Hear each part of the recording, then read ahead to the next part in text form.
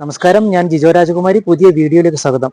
ഇത് കണ്ടോ, ഇത് നമ്മുടെ ഹൈറേഞ്ചിലൊന്നും സർവ്വസാധാരണമായി കാണാത്തൊരു പഴമാണ്. ശരിക്കും ഇതിന്റെ പേര് നോനി എന്നാണ്. ഇത് പരിചരിക്കുന്ന പ്രിയപ്പെട്ട ബിനോയ് സെബാസ്റ്റ്യൻ തുണ്ടിയിൽ, രാജാക്കാട് മുല്ലക്കാന സ്വദേശിയാണ്. അദ്ദേഹമാണ് ഇന്ന് നമ്മളോടൊപ്പം ഈ നോനിപ്പഴവുമായിട്ട് ബന്ധപ്പെട്ടുള്ള ഈ വീഡിയോയിൽ സംസാരിക്കുന്നത്. പുതിയ വീഡിയോയിലേക്ക് എല്ലാവർക്കും സ്വാഗതം. നമസ്കാരം. നമസ്കാരം. ഇതിപ്പോ നമ്മൾ എത്ര നാളുകളായി ഈ സംഭവം ഇത് നട്ടിട്ടത്? ഇവിടെ ഇത് ഏകദേശം ഒരു 2 വർഷത്തോളമായത്. ഇത് ഇതിന്റെ പഴത്തിന്റെ പേര് നോനിപ്പഴം എന്നാണ്. ഇതാണ് ഇതിന്റെ ഈ ഫ്രൂട്ട്.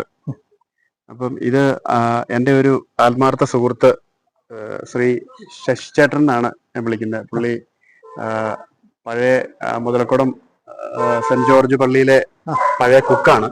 ഓഹോ. അപ്പൊ ഞാൻ ഓരോ പ്രാവശ്യവും ഇവിടെ വെക്കേഷൻ വന്നു കഴിയുമ്പോൾ പുള്ളി എൻ്റെ കൂടെ ഒന്ന് 3-4 ദിവസം താമസിക്കുവോ, ഞങ്ങളുടെ പഴയ ഓർമ്മകളൊക്കെ പങ്കുവെക്കുവോ. അത് കഴിഞ്ഞ 2 കൊല്ലം മുമ്പ് പുള്ളി വന്നപ്പം ഇതിന്റെ ഒരു തൈ ഇവിടെ കുഴിച്ചു വെച്ച.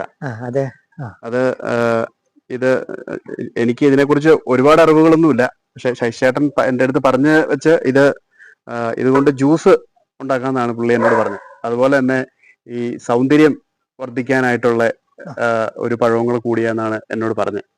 ഇത് എങ്ങനെ ഈ പഴം യൂസ് ചെയ്യണം എന്നുള്ള കാര്യം ഞാൻ ഇനി അതിനെക്കുറിച്ച് പഠിക്കേണ്ടിയിരിക്കുന്നു. പുള്ളി എൻ്റെ ഒരു ചെറിയൊരു നോളജ് ഇത്രയാണ് എനിക്ക് ഇതിനെ കുറിച്ച് പറയാനുള്ളത്. ഇപ്പൊ നിലവില് UK-ലാണല്ലേ? വെക്കേഷന് വരുമ്പോ മാത്രമാണ് ഇതിന്റെ ഒരു പരിചയം. അതെ, എന്റെ ഫാദറാണ് ഇതെല്ലാം വെള്ളമൊക്കെ ഒഴിച്ച് കറക്റ്റ് ആയിട്ട് പരിചരിച്ച് കൊണ്ടു നടക്കുന്നത്. എന്തായാലും വളരെ സന്തോഷം. കാരണം ഹൈറേഞ്ച് എനിക്കും ഇത് കണ്ടപ്പോ, ഈ പ്രാവശ്യം വന്നപ്പോ ഇത് കണ്ടപ്പോ ഭയങ്കര സന്തോഷമായി. കാരണം ഈ കണ്ടപ്പം ഈ പ്രാവശ്യം നിറയെ കായ്ച്ചിട്ടുണ്ട്. ഇപ്പൊ ഞാൻ ശശിചേട്ടനോട് തന്നെ ചോദിക്കണം, ഇത് എങ്ങനെ നമ്മൾ യൂസ് ചെയ്യണം, അതിന്റെ കാര്യങ്ങളൊക്കെ ഞാൻ ചോദിച്ച് മനസ്സിലാക്കണം. കൂടുതലും ഔഷധ ഗുണമുള്ള സാധനമാണ്. അതെ, ഇത് വളരെ നല്ല സാധനമാണെന്നാണ് പുള്ളി എൻ്റെ അടുത്ത് പറഞ്ഞത്. ഇത് വീടിന്റെ മുറ്റത്ത് ഇത് ഒരെണ്ണം നിൽക്കുന്നത് നല്ല. പിന്നെ എന്താണെന്ന് വെച്ചാൽ വേറൊരു കാര്യം പറഞ്ഞ, ഇത് നമ്മുടെ ഈ മരം നിൽക്കുന്നതിന്റെ, ഈ ചെടി നിൽക്കുന്നതിന്റെ പരിസരത്ത് നല്ല തണുപ്പായിരിക്കും എന്നാ പറഞ്ഞത്.